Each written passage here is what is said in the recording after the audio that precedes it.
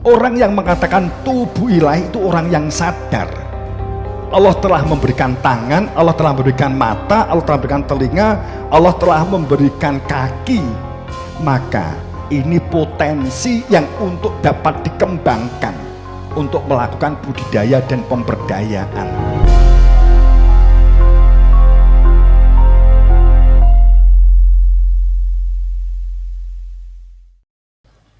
Kita selanjutnya berbicara tentang sebuah sholat berkaitan dengan zikir. Tadi di depan saya matur,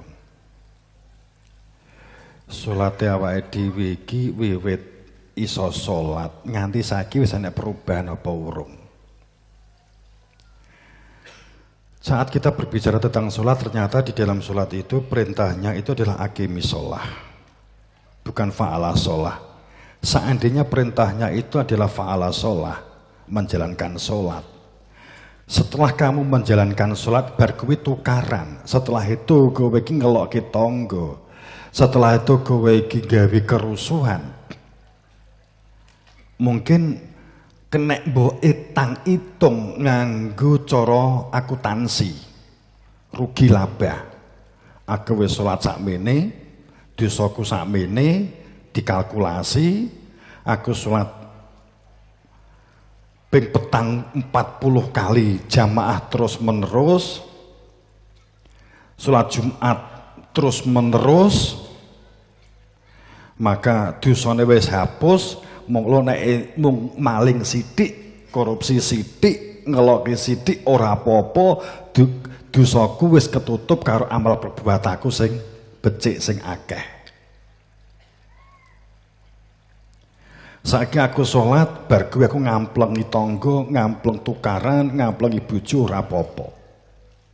Nek upama di balik kalimat sholat itu kalimatnya fa'ala sholah. Namun sholat itu perintahnya aqimis sholah, bukan fa'ala sholah. Bukan jalankan sholat, tapi tegakkan sholat terus menerus. Ini yang beda. Kadang kita mempermasalahkan pada saat sholat itu mung perkara makaten, nggih. Sing siji Allahu Akbar. Kita bahas ini gak enteke. Menurut Imam Syafi'i, menurut Imam Hambali, menurut Imam Maliki, mana yang kita gunakan? Kita nggak bahas itu. Saat takbiratul ihram Allahu Akbar, wes nek enek wong kancamu utawa ada orang lain ikut sholat, ternyata Allahu Akbar rasa piye-piye, enek sing ngene Allahu Akbar wes rasa nesu, enek sing ngene Allahu Akbar Allahu Akbar rasa piye-piye, kowe nek gerak luwih ping 3 kowe gak sah salatmu. Ya memang kalau kita negur, kita memberitahu normal, tapi nggak usah nganggu psikologi ngamuk. Ngaten to nggih? Kita tidak pernah menyelami di balik kalimat bahwa kenapa harus ada takbiratul ihram, pakai tak pembukanya itu pakai kowe ki nggonen tenanan takbirmu kuwi gitu loh. Takbiratul ihram.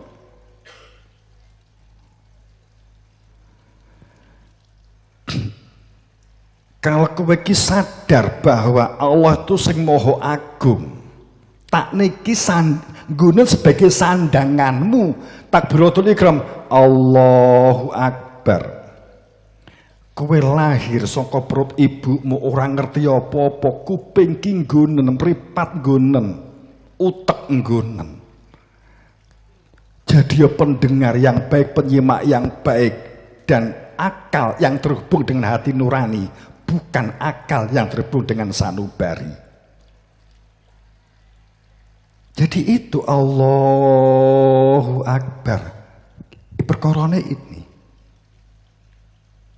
Afidah itu tidak menggunakan akal, tapi menggunakan afidah. Menggunakan hati nurani. meletakkan ego-ego keakuan, meletakkan kesombongan-kesombongan, meletakkan keserakahan-keserakahan, meletakkan sandangan-sandangan, meletakkan jabatan-jabatan, meletakkan keberbangga-bangga suku, kesukuan di hadapan Allah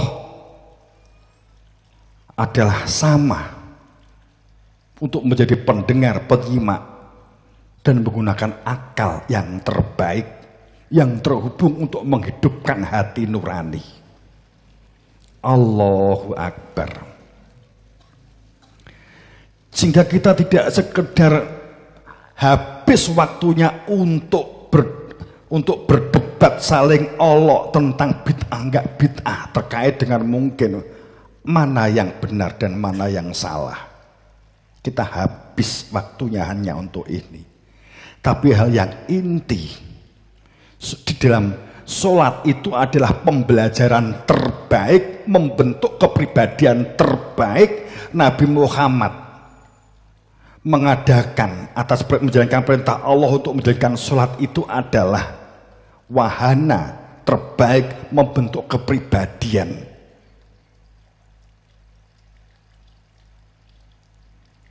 Dengan kesadaran awal, kalau wudhu diungkap lebih panjang. Setelah itu kita berfatihah, Malik Yaumiddin. Bagaimana kehidupan sehari-hari yang kita jalani itu dalam kesadaran Malikum Mulk, bahwa kita semuanya dalam liputan cakupan Allah Subhanahu wa Ta'ala. Bla bla bla bla bla begitu.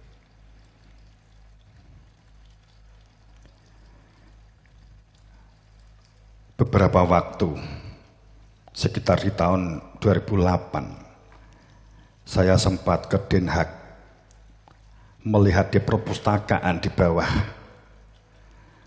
banyak peninggalan-peninggalan orang-orang kita yang tertulis Al-Pegon pun juga dibawa ke sana. Saat saya mengambil kitab Al-Filah, kita fotokopi, yang ternyata kitab itu berisi yang diajarkan di zaman para wali 9, diajarkan di zaman Mojopahit. Mojopahit itu apakah benar kerajaan Hindu? Ya kalau sejarahnya ya begitu sih. Ini malah menggok ya. Tapi sebenarnya bukan sih aslinya. Sebenarnya bukan gitu ya. Apalagi Mojopahit runtuhnya diserang sama Demak, ini kacau. Sejarah kita itu ditulis oleh orientalis, oleh penjajah. Makanya kontennya sesuai keinginan penjajah. Sehingga pada saat banyak sains dan teknologi yang diboyong oleh mereka, kita nggak protes Bapak Ibu. Yang ditinggal di kita itu adalah catatan-catatan yang kita pelajari supaya di antara kita ini terjadi benturan dan kita supaya terjadi cekcok. Sedang kitab-kitab yang bernilai sains, bernilai teknologi, bernilai keilmuan itu diboyong ke sana. Tapi saya nggak cerita ini, nanti lebih panjang lagi terkait dengan Mojopahit. Akan tetapi yang jelas bahwa para wali 9 itu masih bagian dari keluarga Mojopahit. Jadi tidak mungkin mereka berkelahi dengan Mojopahit.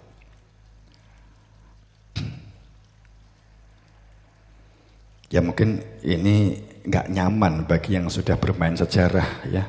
Mohon maaf jika katakanlah ini pendapat lain begitu saja. Karena kami ada silsilah Jumadil Kubro, itu ternyata di catatan-catatan kami itu adalah Gajah Mada itu adalah berkaitan dengan Malabar India. Oke, saya nggak teruskan, nanti saya kontra nanti ya. Saya lebih pada sholat. Jadi kita itu baru yang berkaitan dengan masalah kopiah, sorban, sajadah, itu kita sudah kadang benturan di gone sholat ini loh, sikile wis idek-idekan gitu loh. Sholat barisannya kudu tertib, kudu rapet, nek perlu sikile idek-idekan. Nek gak diideki gak iso rapet, begitu gampang. Katakan setan iso mlebu di gone barisan. Lho nek setan ki mlebu ndek nggone antara celah orang sholat ke sholat itu setan goblok. Nek setan pinter itu mlebune di ati. Gitu loh. Nek mlebu di celah ya berarti melu sholat. Muga menungsone akeh sing gak sholat. Jadi pada saat kita itu menjalankan sholat, dikatakan agim terus menerus. Saat ada celah, sebenarnya bukan sekedar celah dalam barisan sholat, karena makna sholat itu agimi sholat, tidak hanya yang ritual, tapi kehidupan sehari-hari itu adalah juga bagian dari disebut sholat. 3 rukun di dalam sholat wajib yang harus dilakukan. 5 kok 3? 5. Takbiratul ihram, baca Fatihah, at-tahiyat, sholawat, dan salam. Kan 5 gitu. Jadi kowe aja nesu mon perkara nek rukuk bacaane beda. Salat ki sing pokok 5 ki lho. Ya. Muga-muga gak lagi krungu iki, muga-muga. Nggih.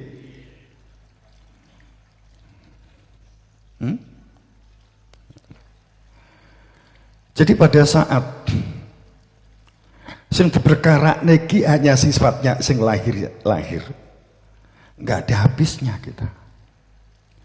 Padahal saiki ki sing ditampa salat ki sing piye?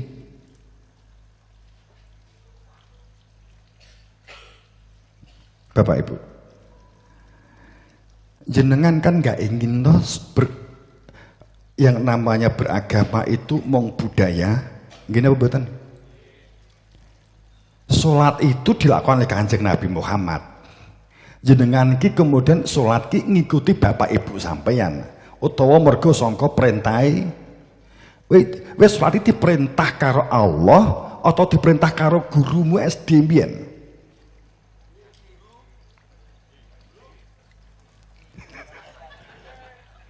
Sholat itu dijalankan perintahnya siapa?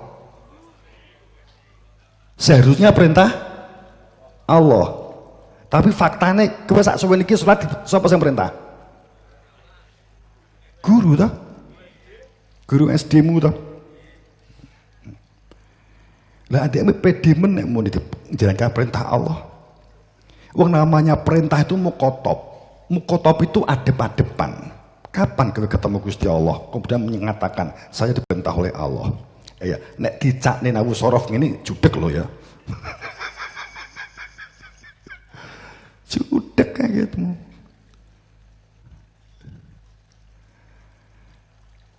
Nek dicakne apa enake pertama judek kepindu, apa yang kita lakukan selama ini ternyata budaya. Karena bedanya antara budaya itu tidak mukotob, tidak ada hadapan, tidak mutawatir.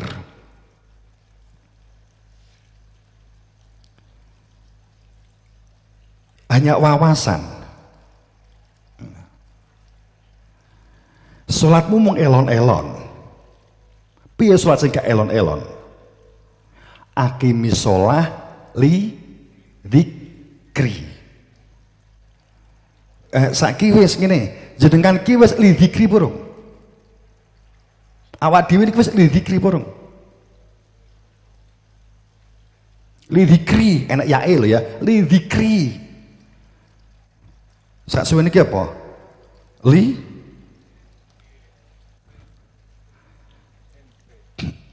Biasanya wong salat iki semula gak kelingan dadi kelingan. Kuncine mung endi ya basa salat kelingan, nggih to? Mau iki karo bojo digawekne wedang kopi, salah nek ngekeki wedang kuwi nganggo gula ning nganggo uyah kasinen. Mbok ndik salat malah kedawa pikirane. Duwe bojo masalah. Apa kira-kira bojoku iki pengen rabi neh ya. Kedawa-dawa ndik pikirane. Nggih ta? Kedawa biasane pas salat ku dadi dawa. Semula tuh gak masalah mbok salat mendramatisir kehidupan. Wong masalah iki sing akeh dramatisir jenengan kok. Wong ra enak apa-apa mbok dramane, kan gitu toh? Nah, didramatisir akhirnya enak masalah. Li zikri. Ya zikir itu piye? Khusyuk itu katanya dengan zikir. Menawa padha jenengan kalih kula, nyatane nek salat sing dikelingi apa? Tempe, tahu. Layanane bojo ora nyaman. Ya toh? Petuk tangga gak gelem mesem. Iki wayah rega lombok larang njaluk utang tangga sing duwe warung ora dikeki. Nggih napa mboten? Wis pokoknya Allahu Akbar. Itu insine ndek gone uteke ndek gone atine iki rena. Macem-macem. Mongko fawailul lil musallin alladzina an salatihim sahun. Mongko cilaka wong sing salat rikala salate itu sahun. Nggih napa mboten? Kan widunane terus harawake dhewe. Fawailul musallin, cilaka wong sing salat. Berarti gak sah salat ya luwih cilaka. Fawailul musallin alladzina an salatihim sahun. Sahun berbeda dengan nasullah. Sahun beda dengan ghafil. Sahun itu kekosongan. Seandainya saya disuguh kopi, kemudian diadai cangkir, asumsi saya ini adalah kopi, disuguh kerene, ternyata kosong. Monggo Pak diunjuk nesu enggak sing disuguhi tamune. Nggih? Bolak-balik dimanggakne, mbok dibuka ora ana isine. Paman kan begitu.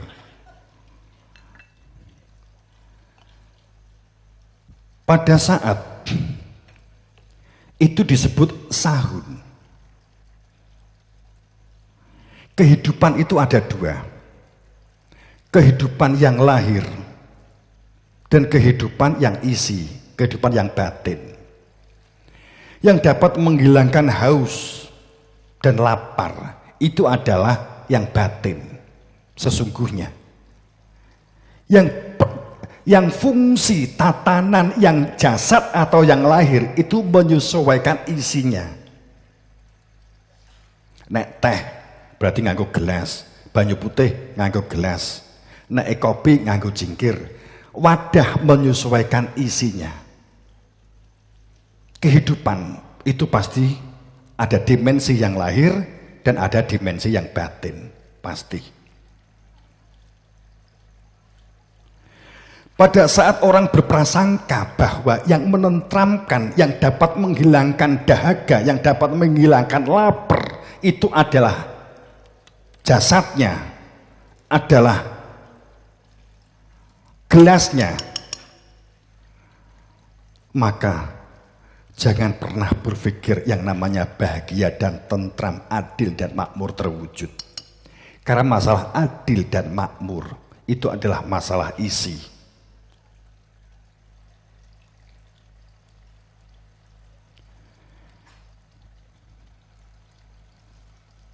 Sehebat apapun rancangan tatanan Garuda Pancasila, jika Garuda menengok ke kanan tidak pernah mengetahui bahwa itu adalah membuka poncomoyo inti kehidupan.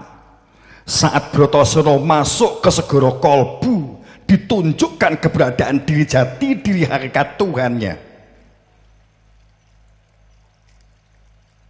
Maka terwujudlah bintang di tengah dada, maka berfungsilah nurani, maka kehidupan baru dapat diwujudkan, adil dan makmur dapat terwujud dalam diri seseorang.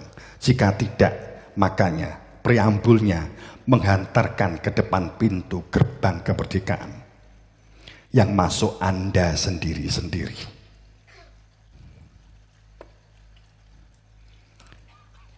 Kembali, kalau saya di Jakarta, saya sudah belak-belakan dengan beliau-beliau. Saya kembali, zikir dan wirid berbeda. Kalau Anda ingin kopi, datang ke warung, maka Anda menyebut kopi, Bu, kopi. Kalau Anda ingin kopi di rumah, kamu nyebut kepada istrimu, Bu, kopi. Kopi, Bu, kopi, kopi, kopi, Bu, kopi. Itu wirid. Wirid. Wirid itu adalah perbuatan yang dilakukan jasad dan yang dilakukan oleh anggota badan. Mengucapkan Allah, Allah, Allah, Allah, Allah, Allah, itu wirid. Sedang zikir. Zikir adalah bal huwa ayatum bayyinah fi sudurati utul ilma. Zikir itu berada di dalam dada